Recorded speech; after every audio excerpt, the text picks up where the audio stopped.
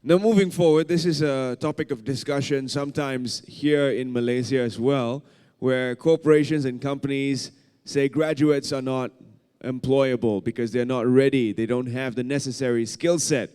And to fill this gap, we often turn to skills formation, short courses, or things of that sort that often give the graduate an additional certification. But just how far this goes to taking that graduate that step closer to being employable is another issue altogether. Now, helping address skills formation through a web portal and also providing real-life skills that graduates will need to take that next step to becoming a very employable individual is MOVAAR. And I'd like to introduce you to Omar Jang, who will be taking us through what MOVAAR aims to achieve. Over to you, Omar.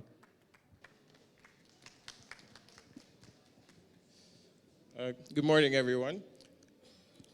So you think about unemployment, you think about migration, and you think about education. These are three areas that countries around the world work in. They try to improve in these areas. These are three areas that communities around the world try to improve. In this day and age, you also have the problem of radicalization, but you also have the problem of illegal migration. And this is happening, or is a factor that affects developing countries the most. This is Gambia, where I am from. Gambia is a developing country in West Africa. And like most developing countries, we face these problems. However, unlike most developing countries, we don't have a problem of a rising youth population. Gambia has a population of 1.5 million people only.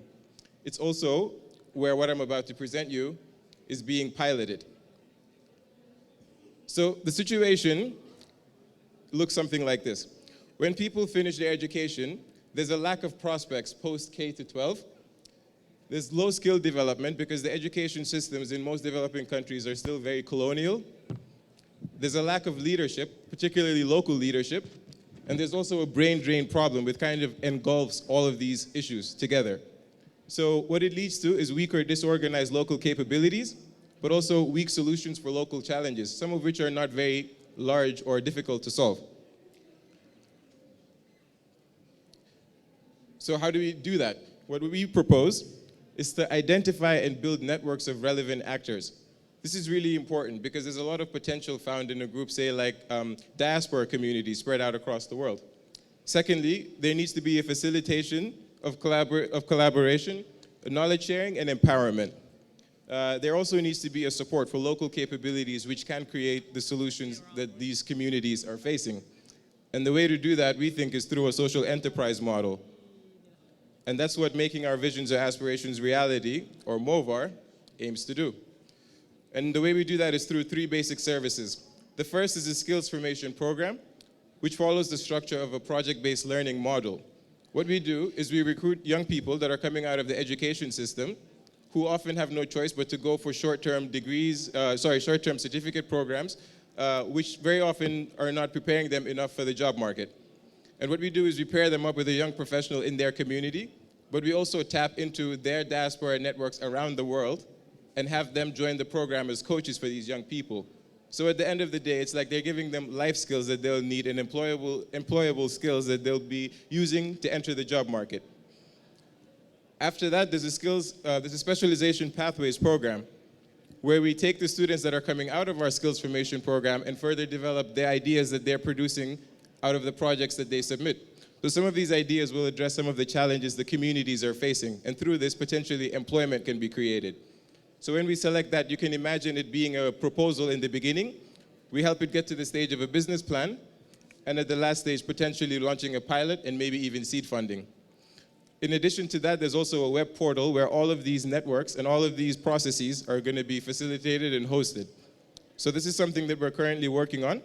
And then the final part of it is a training and development program where those that are not coming out of the education system but have been through the education system and suffered from the consequences of the situation that I described earlier can join, and we can compete against those offering short-term certificate programs as a way to get into vocational opportunities as well.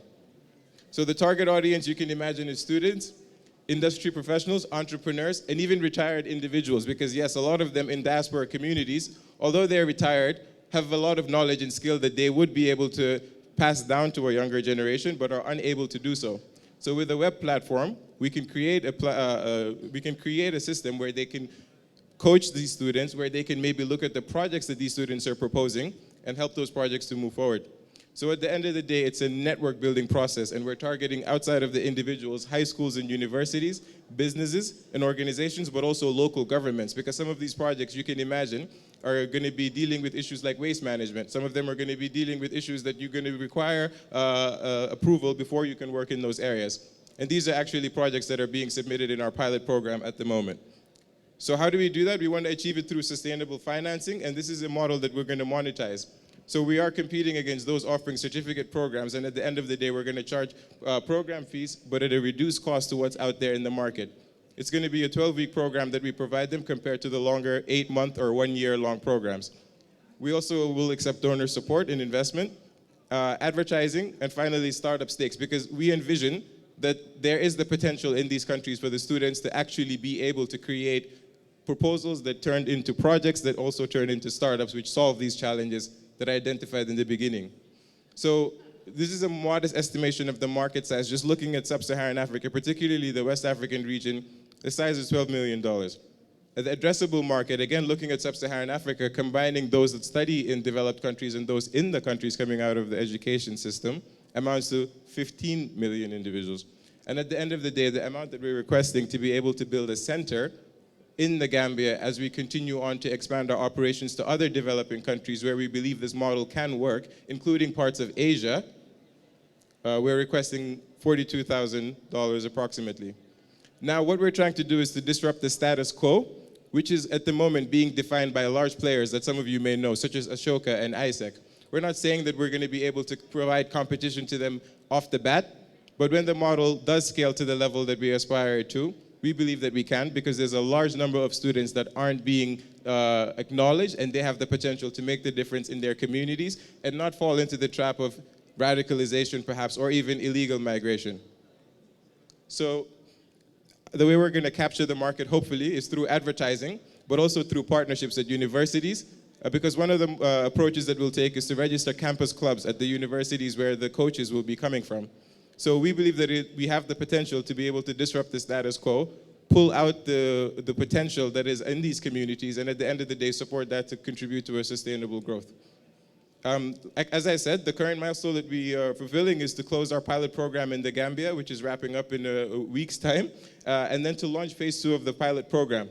The pictures below show you the workshopping model that we introduced, where the students get to work with different coaches every week, and that's a way to kind of increase the skill sets that they'll get beyond working with one person alone.